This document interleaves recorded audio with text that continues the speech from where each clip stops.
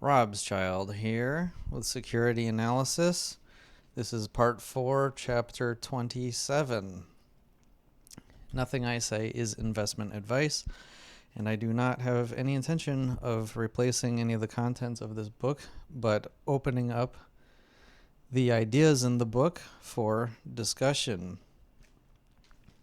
I want to hear what you have to say about this chapter in the comments below. So if you've been reading along with me through this and watching the videos along with the chapters, you'll know that I've been excited about getting to this, finally getting to this part in the book. I'm sure you are excited about it. We are finally here learning about common stocks. So we've made it to the stocks. Quick note, the famous investors that give a lot of their investing success to this book are mostly stock investors, people that figure out which stocks to buy when, know when things are a good price. And it starts here. It starts right in chapter 27. We dive into some of the specifics. We start this part 4 with more of a historical understanding of investment versus speculation, what it used to mean before the boom, the 1927 to 1929 boom, during the boom, and then, since then, basically. So let's get right into it. So this is part 4, Theory of Common Stock Investment, the Dividend Factor. Chapter 27, the Theory of Common Stock Investment. So he kind of indicates at the very beginning, on the onset here, that to some degree, in some ways, all stock analysis is honestly somewhat of a farce. I mean, that's the way I read it. If you would disagree with anything, please comment in the comment section below.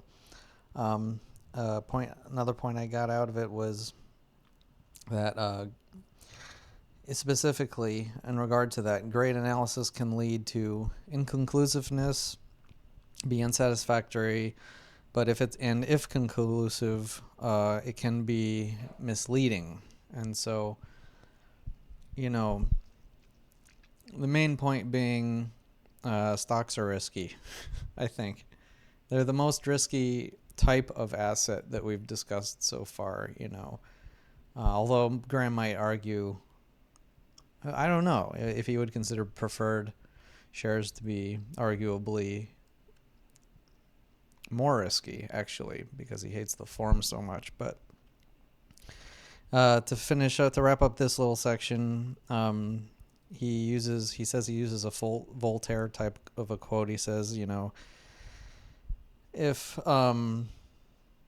it didn't exist or wasn't helpful, we would still have the need to make it up. It reminds me of how maybe doctors were 100, 200 years ago, and they had to come up with something to fix people, right? We used leeches, we used different kinds of medicines. Some of the things were right. We discovered all sorts of real medicine along the way, and there's been lots of errors along the way.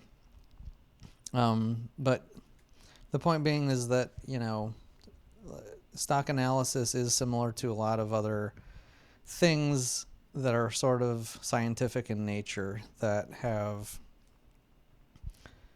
we have history. We can look at what happened in the past, and we can guess at what's going to happen in the future. And we always find new surprises as we, make our way through time. So with getting all of that out of the way, we have, he sort of apologizes ahead of time for the fact that, this isn't an exact science, and he's said that many times in the book.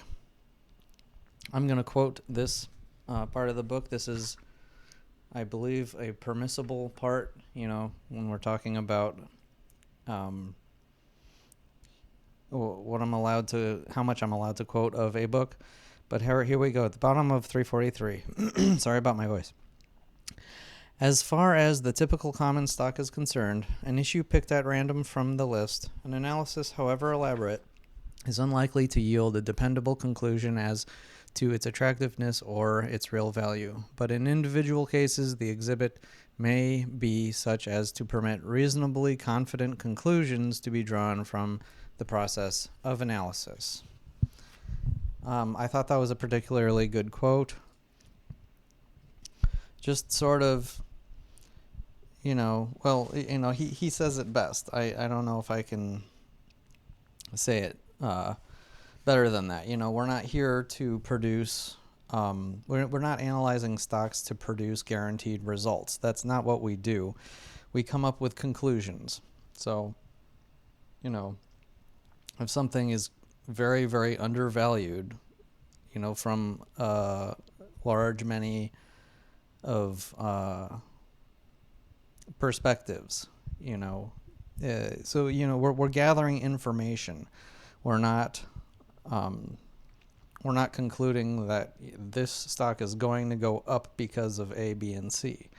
That's not what we're doing here. I think that's really good. It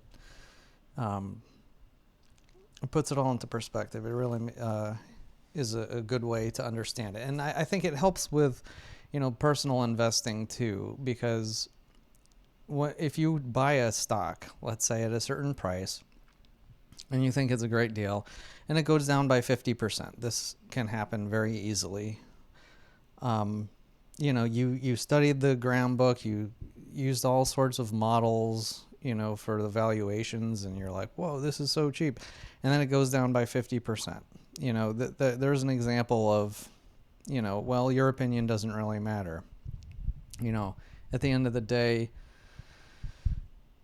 the greatest stock gains that you can get are capital gains, and what decides the total value of the stock at the end of the day is the market.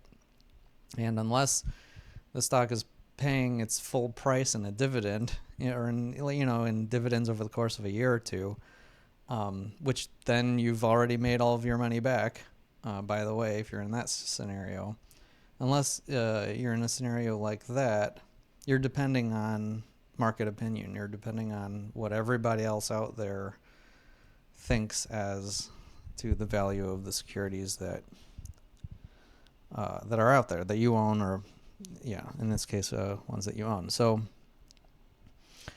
then he goes over the old way of analyzing stocks, and he says that that didn't really work. And then there's the new era way to do it.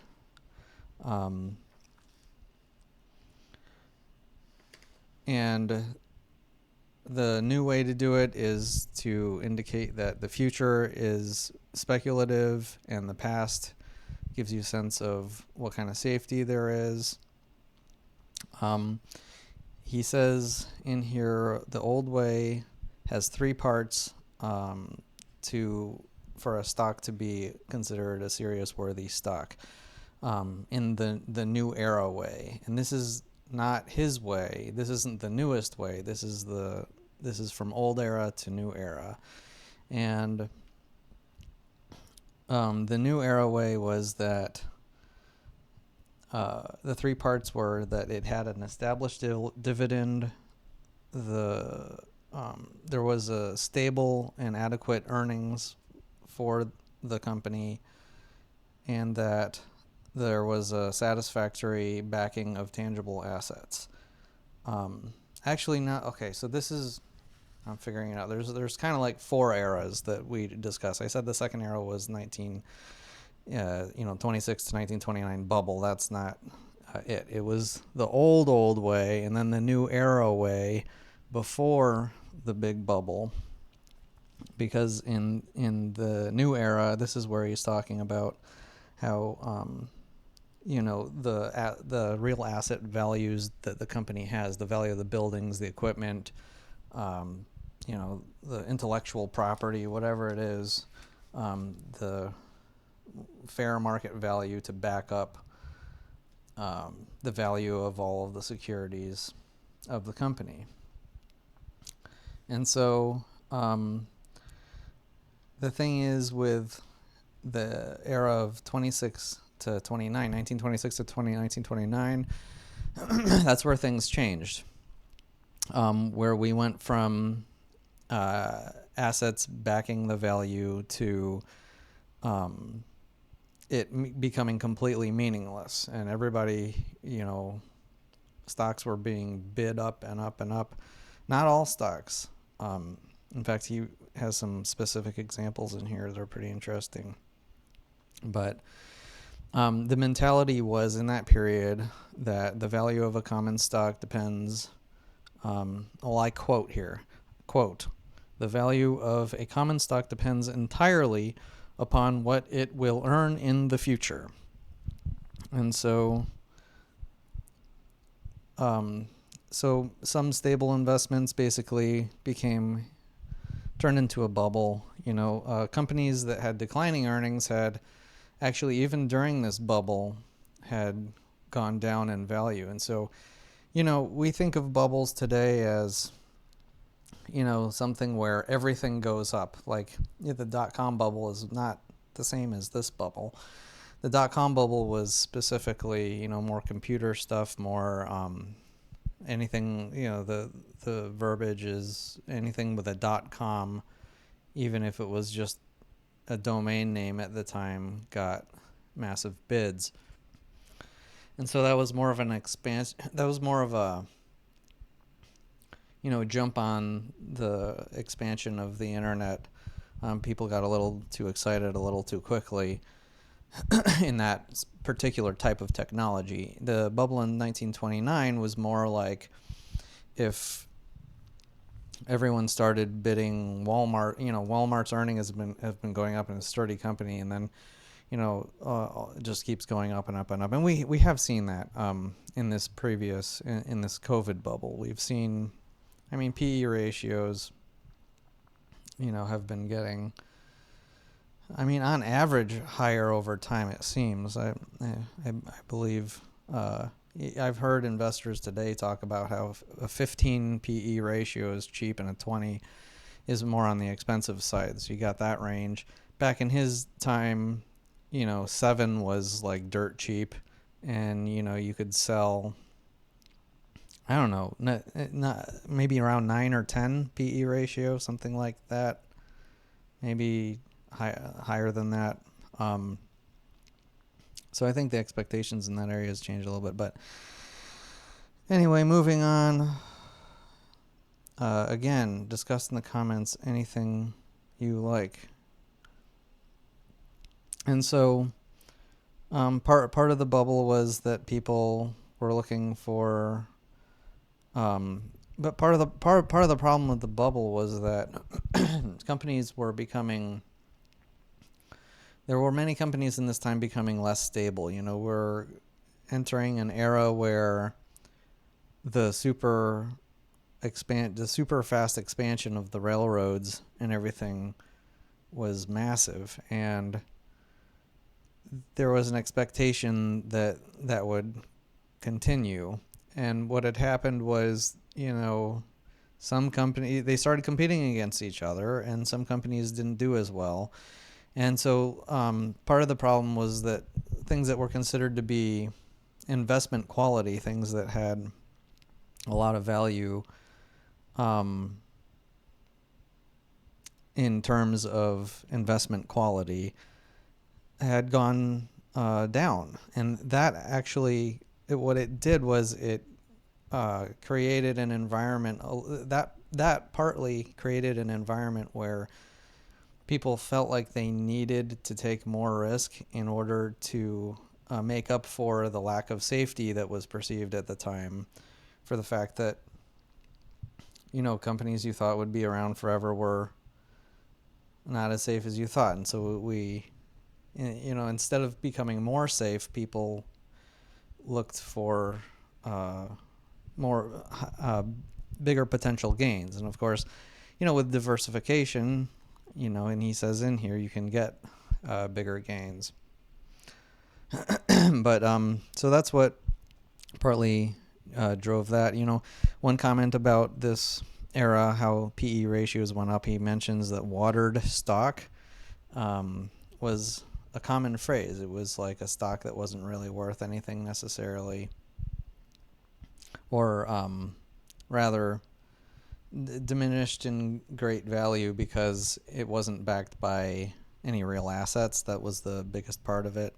So in other words, like, I guess we could say price book ratio being really high, that was considered a watered stock, and you'd be like, no, watered stock, we don't want those. But in 1926 to 1929, even like investment firms were ignoring price book ratios. They were ignoring the assets that backed the securities. And so in this period, stocks became, that's when we made the switch, and we went from bonds being investments, and stocks used to be, like he says in here, the businessman's investment, something speculative, something that's like, you're only going to go into stocks if you're wealthy enough to be able to speculate, and it was considered a speculation. But in this period, it became a long-term investment. And the funny thing is, ever since then, we've still adopted that view. We see stocks today as a long-term investment. Anybody with an IRA, professionally managed, is typically mostly stocks, even as much as 90% stocks at this point. A lot of money managers are doing, which it sets off a little bit of danger bells in your head, doesn't it? Everybody is saying the same things that they were saying in 1927 or 28. Let's move on.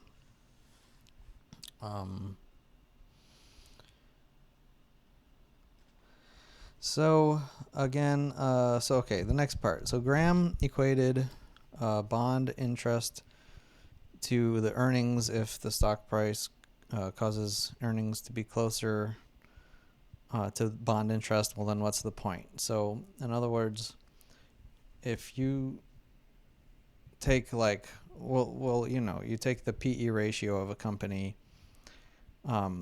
This was an interesting point that for whatever reason, maybe you watching this already have this under your belt very strongly, but for me, this is interesting thing that opened up in my head. So if you have a company that has a PE ratio of 20, okay, what's that mean? It means the company has an earnings of 5% of the total market cap of the company. And so Graham says, in here, if, for example, T-bonds are generating, let's say, 5%, as they almost are today, right? They are, as on the short end anyway, right now. So 6 month, maybe the 1 year is over 5% right now.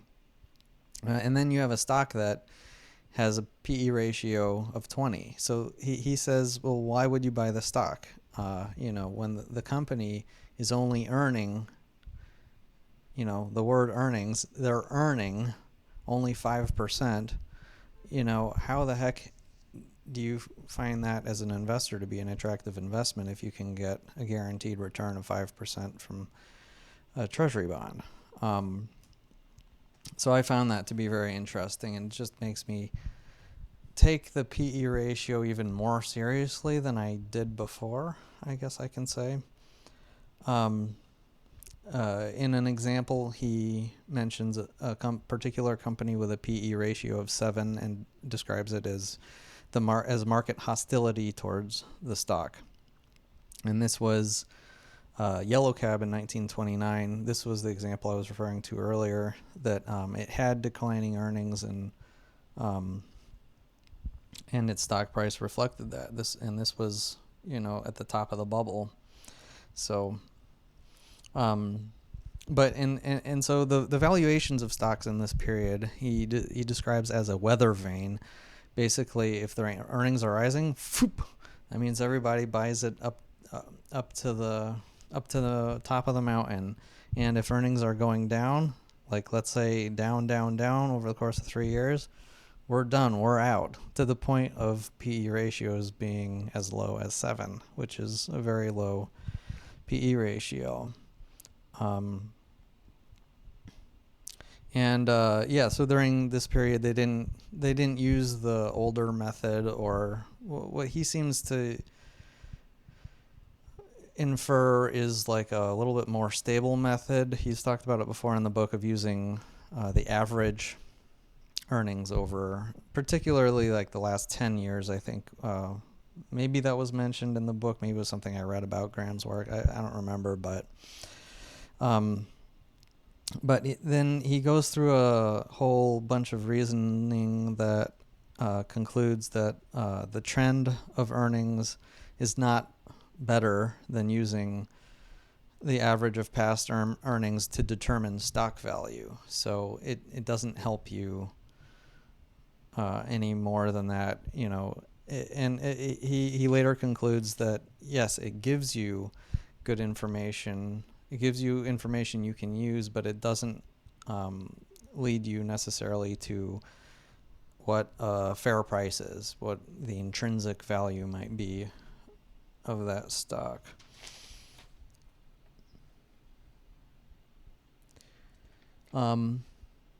And one point I wanted to add to that I see in markets today that I find hilarious is how I see stocks through this COVID bubble. I'll call it the COVID bubble. You saw earnings doubling every year with especially a lot of these new tech companies, and a lot of the valuations were modeled to reflect that this doubling would happen for the next 10, 25 years. And that's similar to, I think, what was going on here. But from my perspective on this, it seemed to me that even less gains in earnings gave even a steeper excitement on the price of it. But the main point I wanted to bring up here was that simply the fact that, and he says in here too, that earnings can't go up forever. They just can't. And what I mean by that is they can't double forever. If you have a company growing at the rate of 100% plus earnings every year, there is going to be a limit. It's called market share. It's how many people or companies or governments will be using the products or services that your company provides. And the world isn't an infinite place. There are limits to what can be gained. And I think that's been ignored to some degree. So that was the first chapter of the theory of common stock investment. I hope you enjoyed this episode. I would greatly appreciate any comments in the comment section regarding anything I said in this video, or anything that you would like to add or discuss from this particular chapter. And with that, I'll see you next time. Rob's Child.